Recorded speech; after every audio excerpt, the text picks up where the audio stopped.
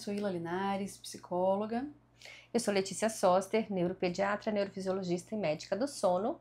E a gente vai falar para vocês um pouquinho sobre carreira na pesquisa. Quais são as nossas experiências, as nossas percepções, as nossas vivências, porque talvez isso possa ajudar vocês a pensarem um pouquinho em como fazer para entrar ou para se manter na pesquisa, se esse for seu interesse. Vão ser duas visões diferentes, uma de quem partiu da medicina, uma de quem partiu da psicologia, mas as duas que já chegaram ao pós-doutorado e atualmente dividem a prática clínica com a pesquisa. Então eu vou começar. Ila, como surgiu o teu interesse pessoal pela pesquisa? Eu sou filha de pesquisadores, então acho que veio no gene, né? Acho que é genética e desde a escola eu participava dos grupinhos de pesquisa, né? Dos ensaios de campo de biologia, fiquei ali tentada, o que eu ia fazer de faculdade, até que eu falei, olha, eu li uma tese de doutorado sobre comportamento animal, antes de decidir de fato a carreira que eu ia estudar, né? Que eu ia me formar. E aí eu falei, bom, será que eu posso estudar mais isso em psicologia? Eu descobri que sim, eu falei, bom, eu vou entrar então em psicologia. E no primeiro dia de aula, o que eu fiz? Encontrei a professora que trabalhava com comportamento animal e falei, eu quero fazer iniciação científica. E aí não acabou mais, né? E aqui estou, né? Tentando ir para o segundo pós-doc. Não, mas o interessante é que a exposição precoce à pesquisa faz com que a gente abra um raciocínio de pesquisa, que acho que isso é uma coisa super interessante. Você pensar como pesquisador, você pensar em estruturar a sua dúvida, em propor uma forma de solucionar ou de responder aquela dúvida. Mas então, já entendi, você começou PIBIC, faculdade, você fez federal? UFSCar.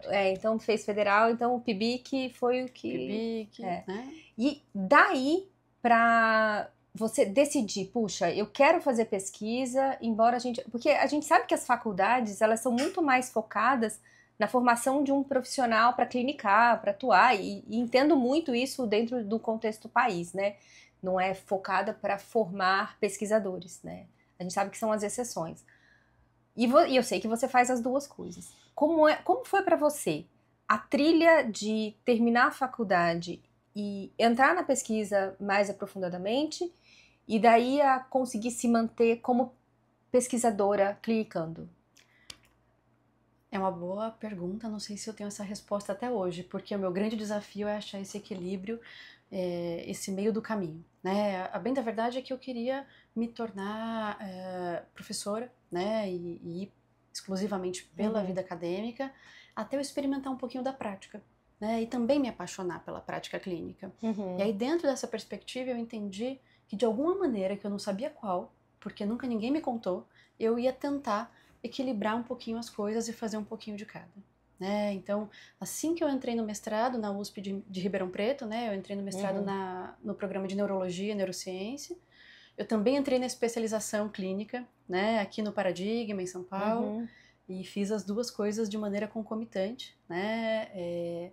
Lá no mestrado avaliava, então, o perfil tanto comportamental quanto neuroanatômico de pacientes com fobia específica, né, e na especialização clínica ia aprendendo mais sobre o manejo com os pacientes. Acabei o mestrado, veio a próxima fase. Puxa, não estou completa, né? Fui para o doutorado, também lá na USP de Ribeirão Preto, agora no Departamento de Saúde Mental, de Psiquiatria, e fui estudar então sobre o sono, né, e a interface aí do canabidiol como, enfim, uma possibilidade, né, tentando entender um pouco mais sobre a arquitetura do sono em pacientes com insônia. Mas ainda não estava suficiente. E aí eu já estava morando aqui em São Paulo. O que eu fui fazer? Fui bater na sua porta, né? Lá no HC. Acho que aí você já conhece a história, né? Porque a pesquisa faz falta. A pesquisa parece que é o que me completa, né? Nem só a clínica, nem só a pesquisa. É justamente a integração dessas duas coisas. Mas não é tarefa fácil aqui no Brasil. Não é. Eu acho que isso é importante. Não é uma tarefa fácil para você fazer no Brasil, exige muito mais uma habilidade pessoal do que uma estrutura institucional para dar suporte, eu acho que é isso que eu vejo, isso é uma coisa importante. E uma outra coisa, assim, que também é completamente desfavorável é o fato de sermos mulheres. Isso daí tanto que existem vários movimentos de mulheres na pesquisa, de tentar entender por que a gente tem filho, né? Quer adicionar o agravante? É mulher com filho. Exatamente, né? Exatamente. Então isso tem tem tudo isso a mais, assim, não é um caminho, nem sempre é tão linear. Porque eu acho que contando assim, terminei a faculdade, fiz o mestrado, fiz o doutorado, e aí fui para HC, fui entrando no pós-doc, mas é menos do que isso, né? Tem muito mais curva do que uma estrada linear. E acho que uma coisa importante, diferente da tua experiência, eu não fiz mestrado. Eu fiz direto o doutorado. E aí acho que, não sei se isso na medicina é diferente, ou permite isso com maior diferença, mas uma coisa que eu vejo que é um pouco diferente, ou que talvez valha um ponto de atenção, é que o mestrado ele é focado mais, embora ele faça uma pesquisa, mas é para formar mestres, professores. O doutorado é para formar doutores em ciência, então que você consiga formular uma hipótese independente.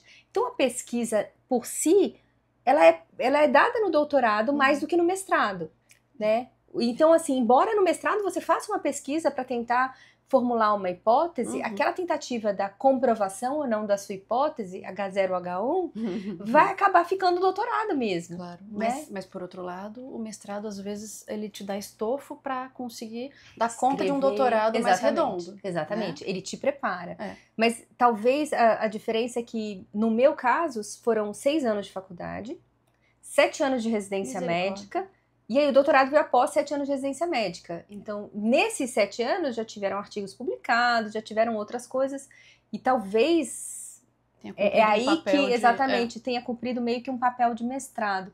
E o que é interessante também falar para as pessoas, né, que não necessariamente você tem que fazer mestrado, mas às vezes, se você ainda não se sente pronto para o doutorado, o mestrado é um ótimo passo intermediário para o doutorado, né?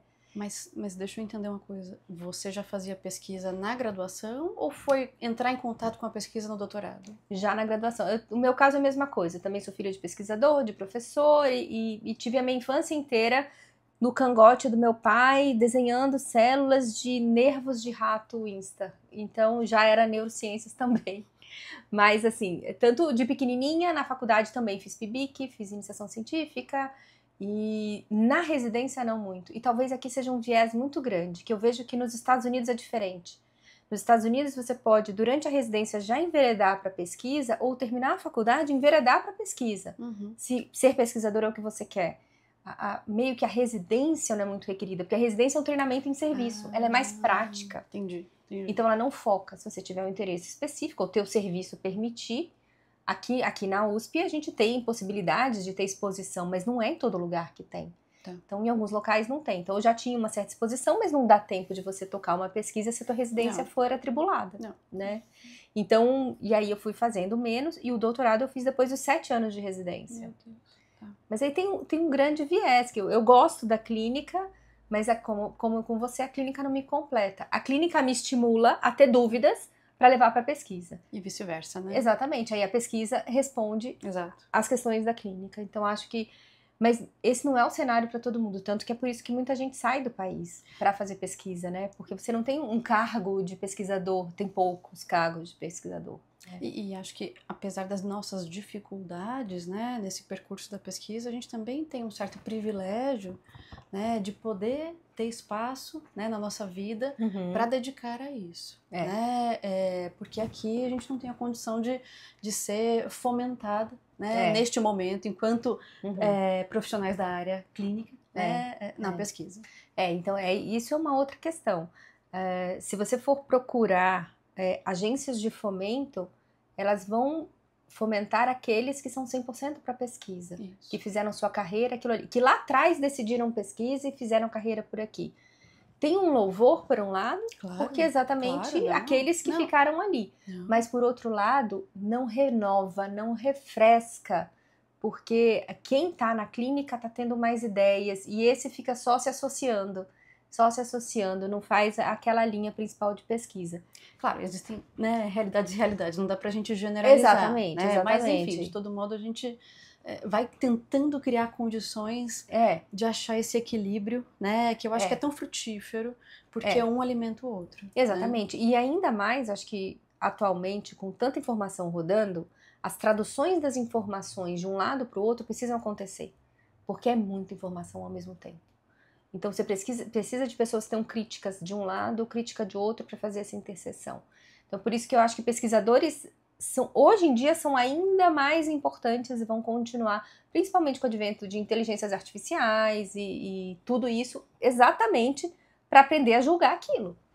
Porque eu vejo muito erro, pelo menos da minha área específica de pesquisa, se eu jogar ali o que essas inteligências artificiais, essas linguagens de larga escala entregam, tá errado. Então, acho que é muito importante quanto mais você desenvolver o raciocínio crítico, claro.